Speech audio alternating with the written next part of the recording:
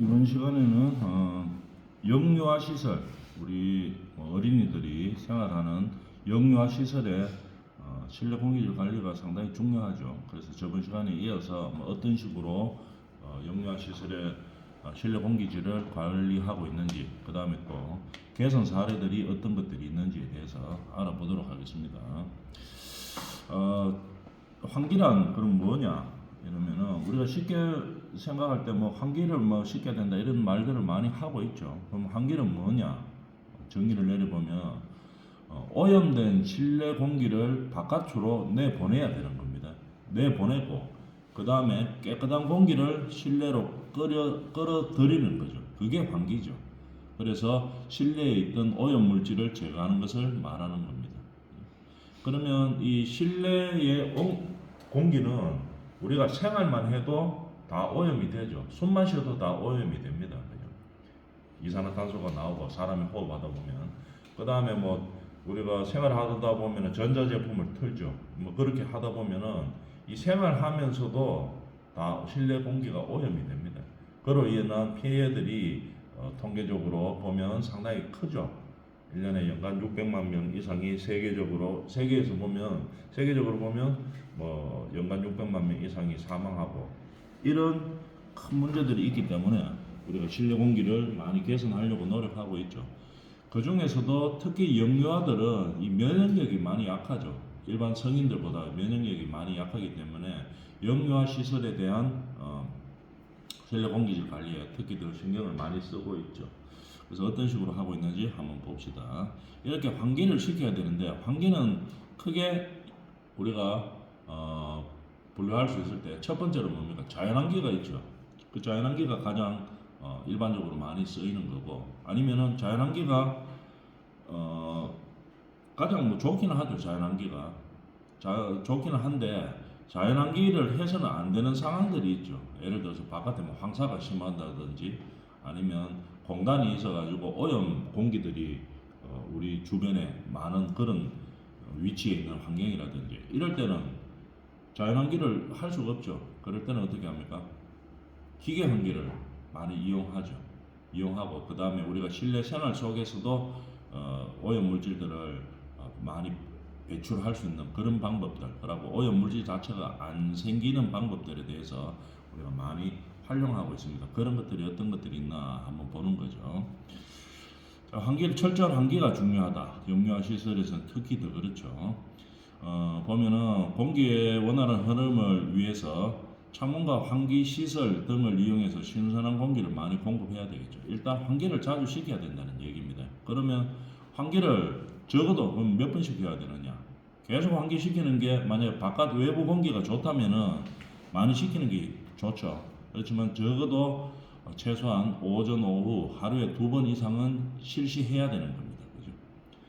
오전, 오후 하루 최소한 2번 이상은 실시하는 것이 효과적이고, 그러면 환기시키는 시간대도 있습니다. 그러면 언제 시키는 것이 적당하느냐? 새벽에 환기를 시킨다. 예를 들면은 오히려 환기 안 시키는 것보다 더 안 좋을 수도 있습니다. 왜 그러냐면은 밤에 활동이 별로 없죠. 외부에서 실외에서 활동이 별로 없다 보니까 나쁜 공기들이 깔아앉아 있는 상태입니다. 근데 새벽에 환기를 시켜버리면은 외부의 오염 물질들이 깔아앉아 있던 것들이 실내로 확 들어오게 되겠죠. 그렇기 때문에 새벽 시간대에는 환기를 시키지 않는 것이 좋습니다. 그러면은 언제가 좋으냐? 최소한도로 오전 한 10시 정도에서 오후 활동량이 좀 있는 오후 한 8시나 9시 정도 요 사이에 시키는 것이 좋습니다.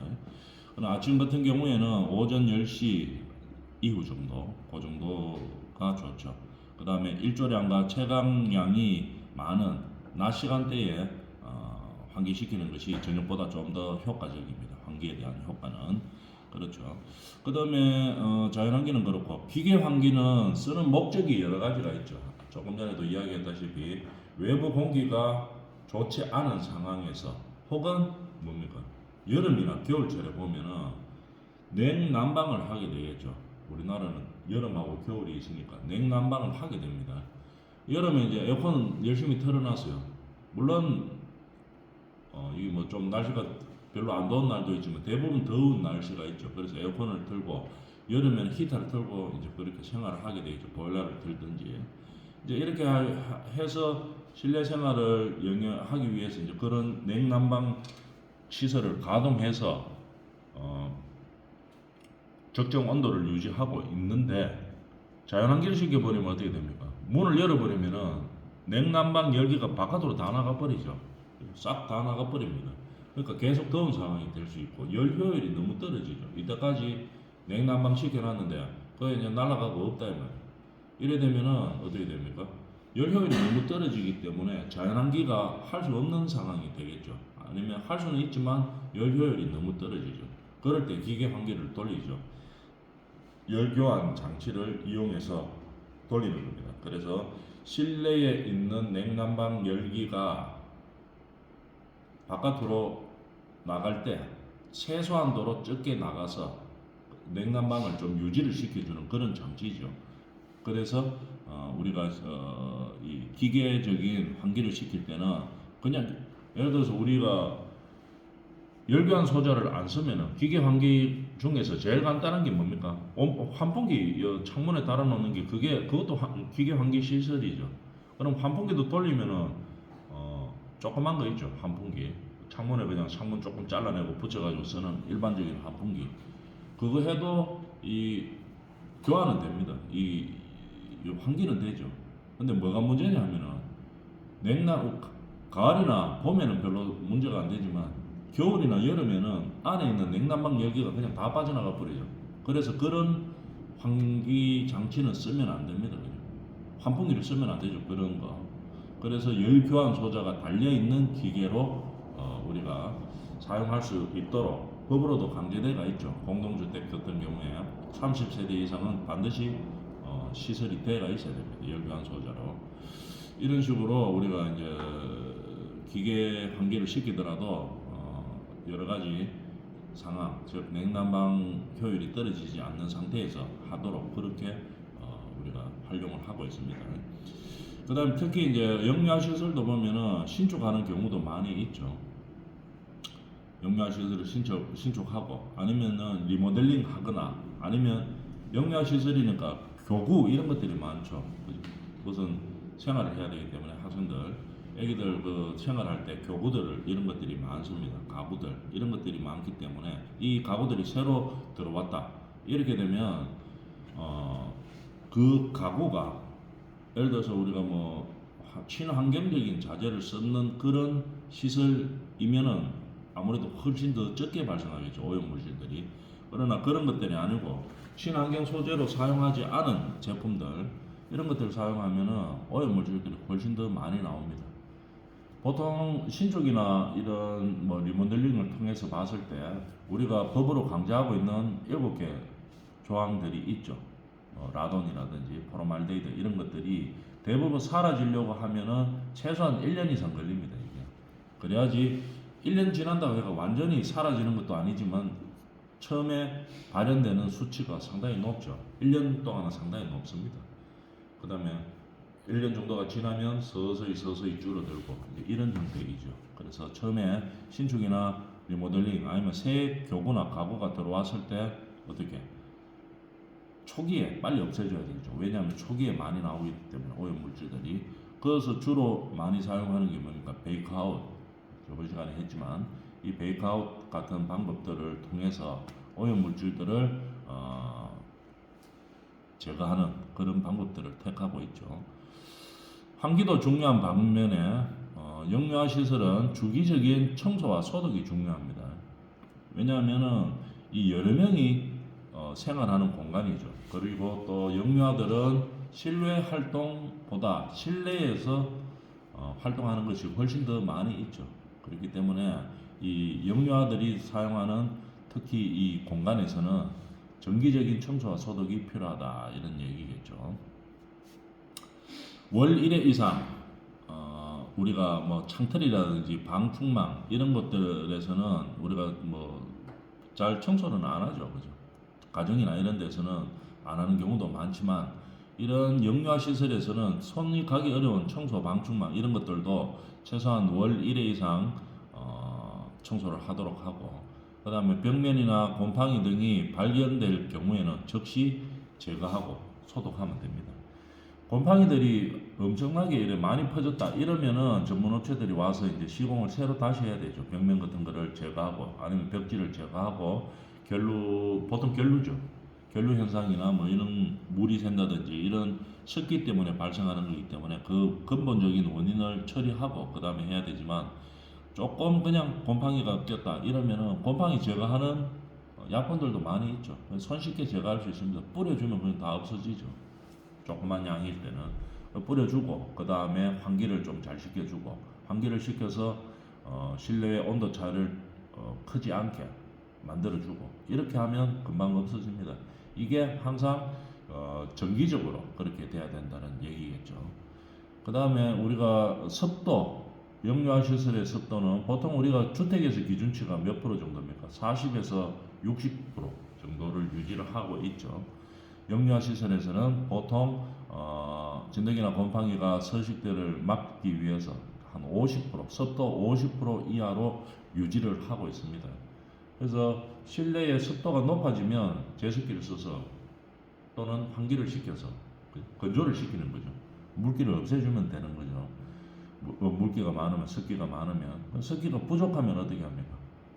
습기를 가습기를 통해서 만들어주면 되겠죠. 이런 식으로 해서 습도를 50% 이하로 유지를 시켜줘야 된다는 얘기입니다. 그 다음에 영유아 시설에는 특히 뭐가 많으냐 하면 쿠션, 애기들 안 다치게 하려고 쿠션도 있고, 그 다음에 뭐 잠자는 시간도 있죠. 낮잠 자는 시간도 있고 하기 때문에 담요, 그 다음에 장난감, 특히 인형들 이런 것들이 많죠. 영유아 시설에서는. 그러다 보니까 이 털이 있는 제품들이 있죠. 인형 같은 것들로 플라스틱 이런 것보다 털이 좀 되어 있는 그런 인형들, 담요 이런 것들은 그 사이사이에 찐득이나 곰팡이들이 서식하기가 좋은 환경이 되어 있습니다. 그렇기 때문에 항상 뭐 정기적인 그런 기간을 통해 가지고 물로 세척을 한다든지, 뜨거운 물로 세척하면은 대충 다 죽습니다. 곰팡이나 진드기들은. 그래서 보통 물을 할 때 좀 뜨거운 물, 한 40도 정도 이상 되는 뜨거운 물로 세척을 하거나, 아니면 또 햇볕을 말리는 거, 뭐 일주일에 한 번씩 한다든지, 아니면은 우리는 뭐 담요나 뭐 이 인형 이런 것들을 많이 활용하기 때문에 뭐 한 2, 3일에 한 번씩 한다든지, 이 정기적인 소독, 청소 이런 것들이 중요하다 이런 얘기겠죠. 그 다음에 습도가 높으면은 반드시 진드기나 곰팡이가 서식할 가능성이 높습니다. 그렇기 때문에 약 50% 이하로 유지를 하는데, 우리가 영유아 시설에서는 보다 보면은 뭐 물청소할 일들이 많이 있습니다. 물청소를 하고 난 이후 뭐 화장실이나 뭐 바닥도 그렇고 물청소를 많이 하죠. 영유아들이 생활하다 보면은 좀 뭐 이 드립 뭐 음식을 먹다가 쏟고 뭐 물감으로 뭐 그림 그리다가 뭐 밑에 묻히고 이런 경우들이 많죠. 그러다 보니까 주택이나 이런 다른 공간보다 물 청소할 일이 많습니다. 물 청소를 하고 나면 당연히 습기가 많아지겠죠. 그러니까 물 청소 이후에는 반드시 마른 걸레로 닦아 주어서 습도가 급격하게 높아지는 그런 환경을 막아주는 거죠. 그 다음에 특히 공기청정기 이런 거 많이 쓰죠. 공기청정기나 에어컨, 뭐 가습기 이런 것들도 많이 쓰는데, 이럴 때는 필터가 중요하죠. 필터를 주기적으로 기간을 정해가지고 필터를 교체하고, 아니면은 일회용 필터 같으면 교체를 해야 될 거고, 아니면은 뭐 보통 비용이 많이 들기 때문에 일회용 필터보다는 뭐 이거를 세척 후에 사용할 수 있는 그런 필터들이 많이 있죠. 그럴 때는 필터 청소를 철저히 해줘야 된다는 얘기입니다. 이래서 정기적인 청소와 소독이 중요하다 이런 얘기겠죠. 그 다음에 우리가 영유아 시설에서는 특히 친환경 제품을 사용해서, 건물을 지을 때도 친환경 제품을 사용해서 건물을 지어야 되고, 그 다음에 교구나 가구 이런 것들도 친환경 제품을 사용해야 되겠죠. 그래서 이런 그럼 제품들은 친환경인지 아닌지를 어떻게 아는데요? 이러면 뭡니까? 환경 마크가 찍혀 있습니다. 우리가 정부에서 인정해 주는 것들이 있어요. 환경 마크. 그래서 환경 마크를 받는다 하는 말은 이런 기준치를 통과했는 제품이라는 것을 인정해 주는 거겠죠. 예를 들어서 우리가 여러 가지 필요한 뭐 그런 오염 물질들이 있죠. 이 오염 물질들이 기준치 이하로 되어 있다 하는 것을 인정해 주는 겁니다. 인정을 해 주어서 인정이 됐다는 그런 것을 이제 인정해 주는 게 환경 마크를 부여하죠. Q 마크 보통 있습니다. 그럼 이게 내가 물건을 사야 되는데 물건 사서 이제 뭐 교구나 가구를 사고 그 다음에 건축 자재를 이제 선택을 해가지고 이제 시공을 하려고 합니다. 근데 이게 친환경 제품인지 아닌지 어떻게 압니까? 환경부 사이트에 들어가 보면 다 되어 있습니다. Q마크 환경 인정을 받은 제품인지 아닌지 다 공시가 되어 있어요. 보면 알죠. 그 안에 들어가 보면 제품을 치면 야 이게 이제 인정을 받았는 건지 안 받았는 건지 이걸 알 수 있는 상황이 됩니다. 그래서 항상 교구나 가구를 살 때도 친환경 인정을 받은 이런 제품을 사용해야 되겠죠. 근데 환경 마크가 없어요.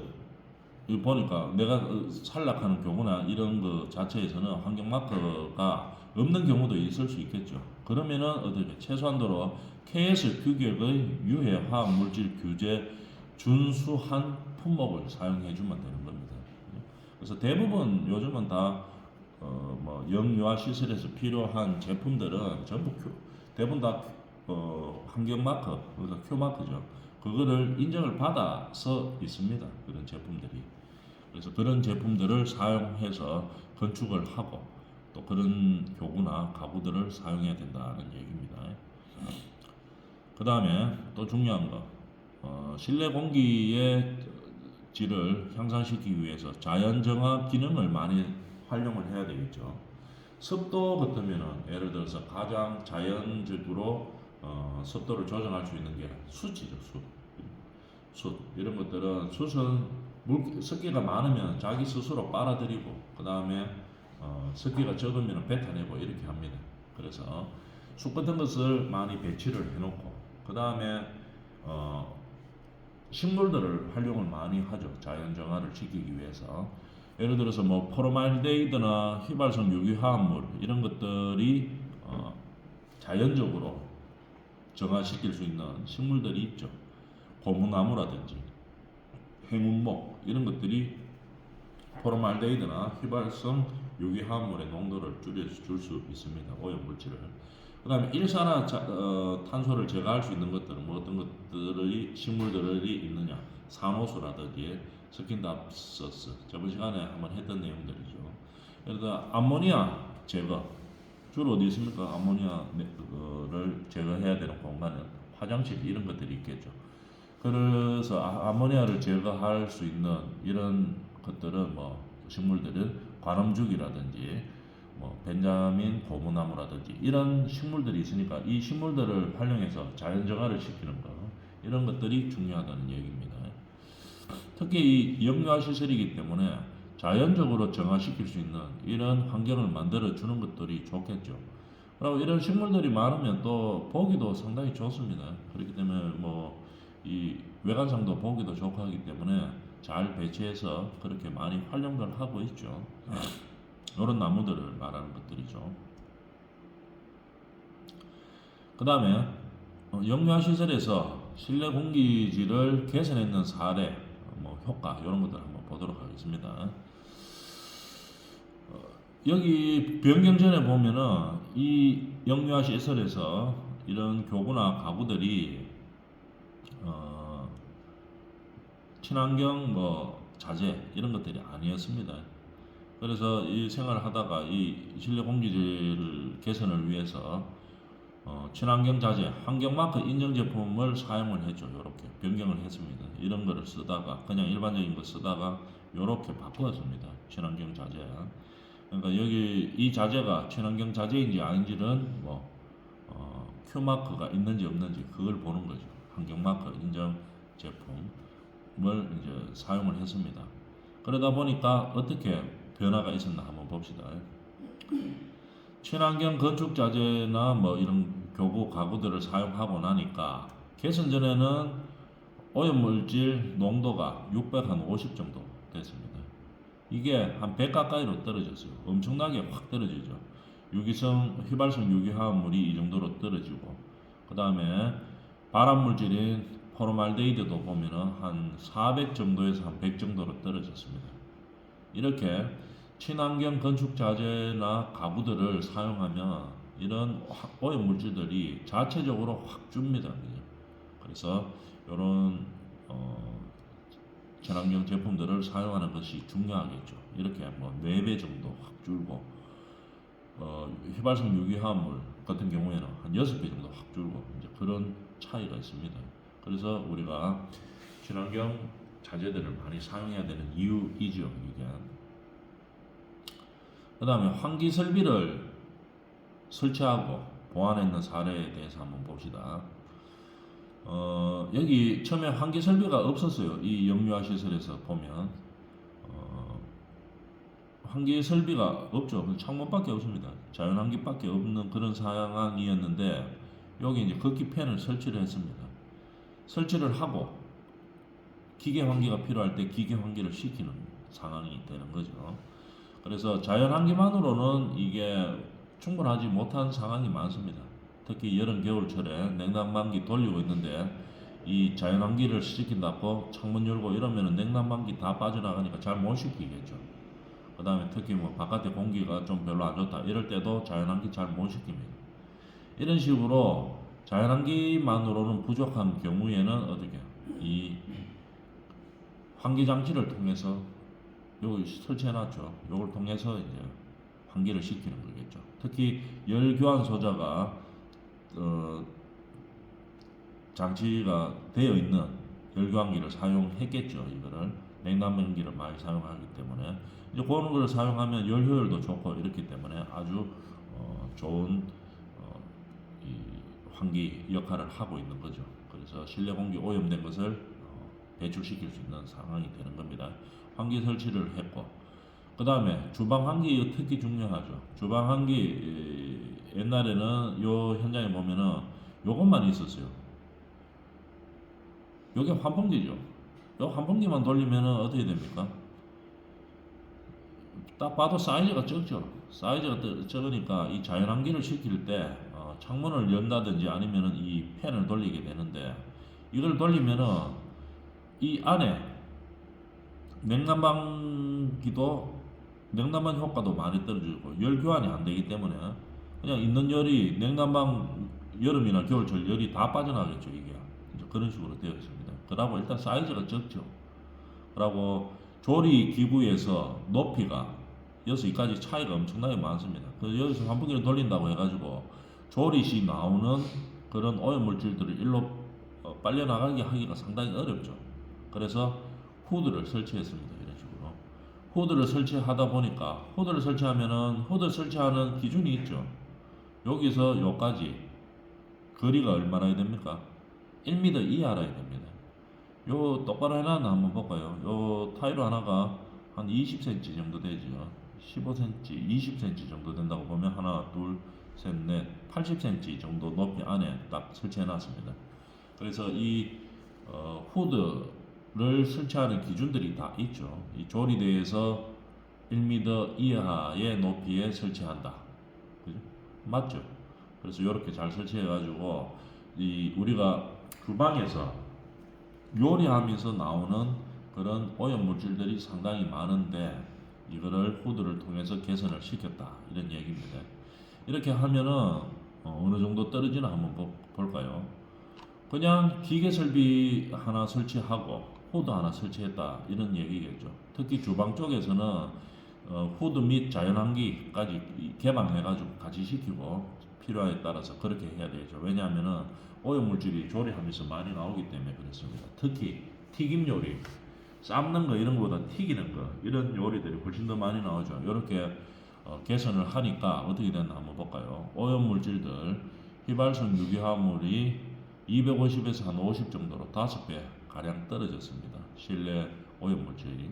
그 그 다음에 이산화탄소는 크게 개선은 안 되네요. 자료를 보니까 800에서 한 600 정도, 한 20% 정도 절감되었고, 그 다음에 일산화탄소는 또 많이 개선이 되네요. 0.4 정도에서 한 0.1 정도로 4배 정도가 확 줄어드는 그런 상황이 됐습니다. 환기설비, 기계 환기설비를 설치하고 나니까 특히 이제 주방이 중요하죠. 주방에 기계 환기 설비가 되어 있는 경우와 없는 경우는 차이가 많습니다. 그래서 일반 이런 생활하는 공간하고 교실이죠.